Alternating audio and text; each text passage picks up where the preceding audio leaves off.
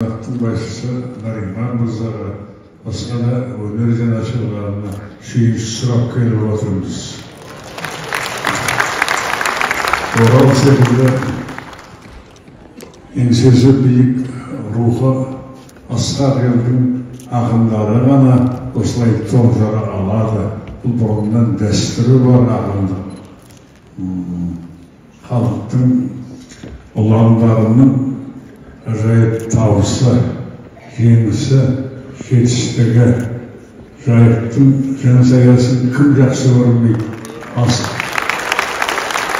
Алтын домбырамен асыл домбыраны қатар алған Қазақстанда басқа ақын жоқ.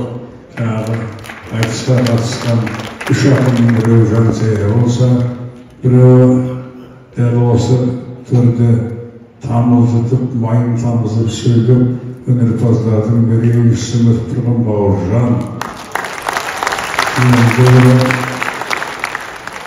Біраз өңкіріп барып, осы былтырдан бері ғажайып талантын жарқыратып ашып, халықтың сүйіспеншілігіне бөленген Мұрадым Мерланов. Құтты болсын бауырларым. Осы шабыстарынан танбаңдар. Бұл көпшілердің ештеңесі жоқ. Өнердің сан түрінің тұлғаларын түлеткен Орал ғой. Осы бақтарың бастарыңнан таймасын, құтты болсын. Рахмет. Отан орденінің иегері.